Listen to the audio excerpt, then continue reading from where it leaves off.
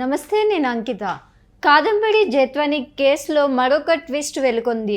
అయితే ఇప్పుడు దీనిలో చూసుకున్నట్లయితే మరొక కొత్త కోణం బయటకు వచ్చిందని తెలుస్తుంది.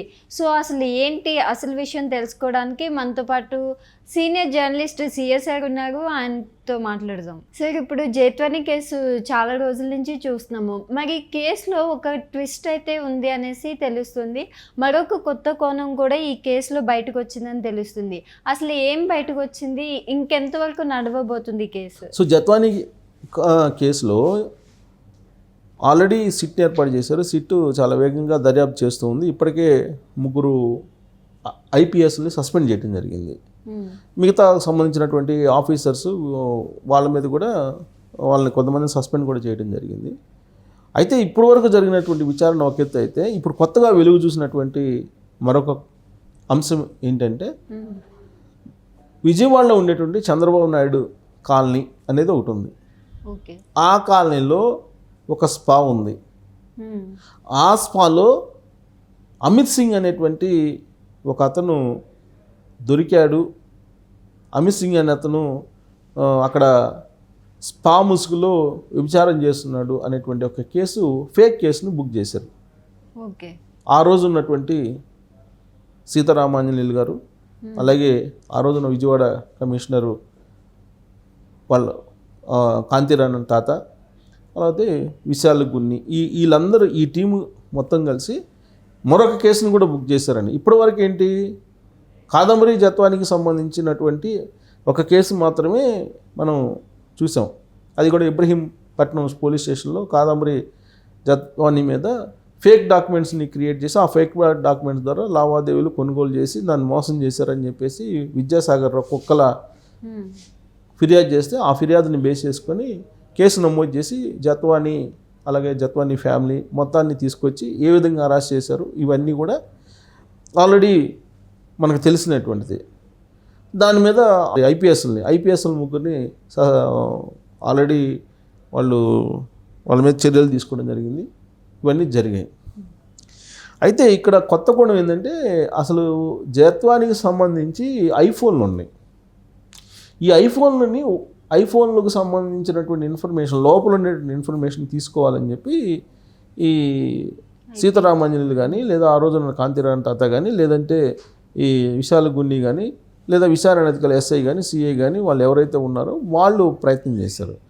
అక్కడేమో ఇబ్రహీంపట్నం పోలీస్ స్టేషను, ఇక్కడేమో ఇంకో పోలీస్ స్టేషను, విజయవాడలో ఉన్నటువంటి విజయవాడ పడమర పోలీస్ స్టేషన్ ఏదో.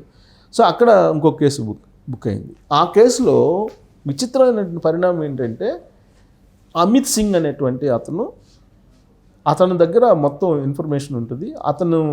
అతను కాదంబరి జత్వాని ఇద్దరు బాగా క్లోజు. కాబట్టి అమిత్ సింగ్ని పట్టుకొస్తే ఈ ఐఫోన్లో ఉండేటువంటి డేటాను బయటికి తీయగలడు, అతనికి తెలుసు.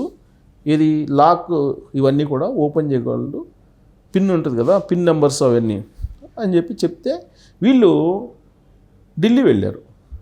ఫ్లైట్ టికెట్ బుక్ చేస్తున్నారు. ఫిబ్రవరి 10వ తారీఖున ఫ్లైట్ టికెట్ బుక్ చేసుకుని ఢిల్లీ వెళ్ళారు. కేసు ఎప్పుడు ఫైల్ అయింది తెలుసా? ఫిబ్రవరి 11.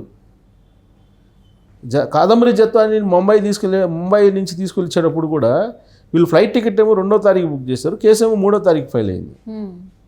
అక్కడే దొరికారు వీళ్ళు 3 ఐపీఎస్లు. ఇక్కడ ఏంటి, ఇక్కడ అమిత్ సింగ్ అతన్ని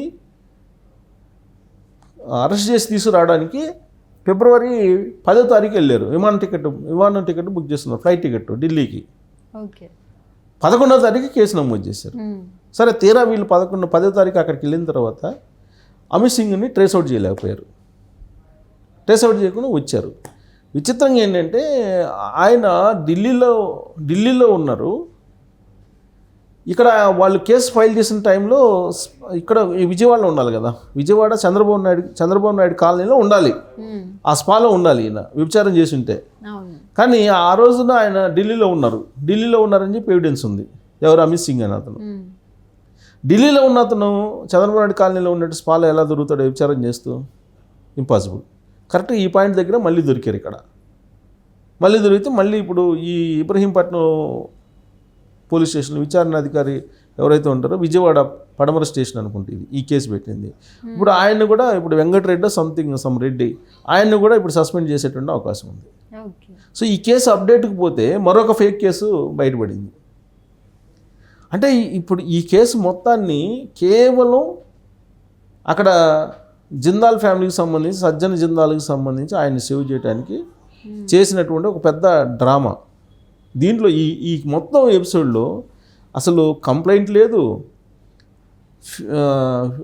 ఎఫ్ఐఆర్ ఫేక్గా చేశారు, ఫేక్ డాక్యుమెంట్లు కాదంబరి జత్వానికి సంబంధించినటువంటిది ఫేక్ డాక్యుమెంట్లు సృష్టించి కుక్కల విద్యాసాగర్ కేసు పెట్టారు.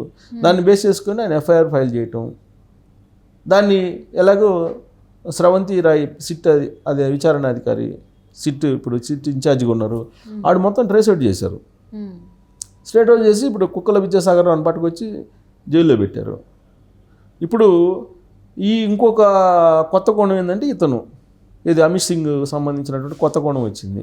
అంటే ఇతను ఎందుకు తీసుకురావాలనుకున్నారు? ఐఫోన్లు, కాదంబరి జత్వాని ఐఫోన్లు ఓపెన్ చేసి ఐక్లౌడ్లో ఉండేటువంటి ఇన్ఫర్మేషన్ తీయాలి. ఎందుకు? సజ్జల జిందాలకు సంబంధించినటువంటి కుటుంబీకుడు కాదంబరి జత్వానికి సంబంధించినటువంటి ఏదో పెళ్లి వ్యవహారం ఏదో నడిచింది, అప్పుడు ఏదో చాట్ చేసుకున్నాయి వాళ్ళిద్దరు, ఎవిడెన్స్ ఉంటాయి. ఆ ఎవిడెన్స్ని డిలీట్ చేయాలి వీళ్ళు. అది డిలీట్ చేయాలంటే లాక్ ఓపెన్ చేయాలి. లాక్ ఓపెన్ చేయాలంటే కాదంబరి జత్వాని సహకరించలేదు. సో దాంతో వీళ్ళు అమిత్ సింగ్ కను కాదంబరి జత్వానికి ఇద్దరికి మంచి రిలేషన్ ఉందని చెప్పి కుక్కల విద్యాసాగర్ రావు చెబితే అతన్ని పట్టుకోవడానికి వీళ్ళు పోలీసులు వెళ్ళారు. సో ఇంత డ్రామా నడిచింది. సో ఇప్పటికే ఈ కేసు ఆల్మోస్ట్ ఫైనల్కి వస్తుంది. ఈ కేసును చూసిన తర్వాత ఆంధ్రప్రదేశ్లో జగన్మోహన్ రెడ్డి గారు ముఖ్యమంత్రిగా ఉన్నప్పుడు పోలీసు వ్యవస్థ ఎంత అడ్డగోలుగా పనిచేసింది, ఎంత దారుణమైనటువంటి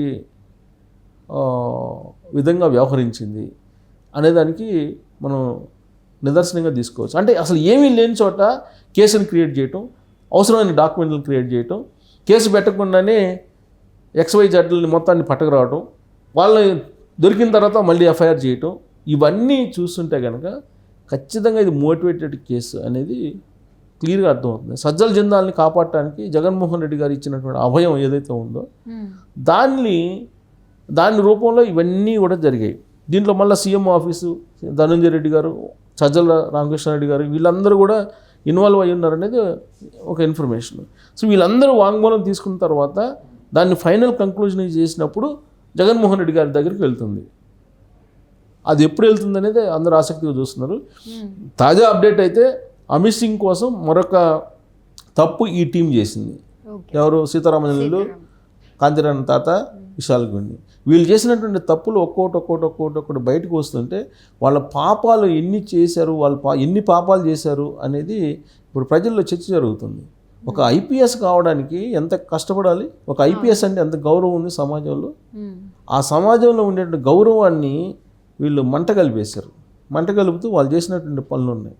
సో ఇప్పుడు కాదంబరి జత్వానికి సంబంధించినటువంటి కేసు ఒక్కొక్కటి బయటకు వస్తుంది. అసలు ఇంకా కొన్ని బయట రాలేదంటున్నారు. కాదంబరి జత్వానికి సంబంధించి ఆవిడ గెస్ట్ హౌస్లో వీళ్ళు పెట్టినటువంటి అరాచకం ఏంటి అనేది బయటకు రావట్లేదు అంటున్నారు.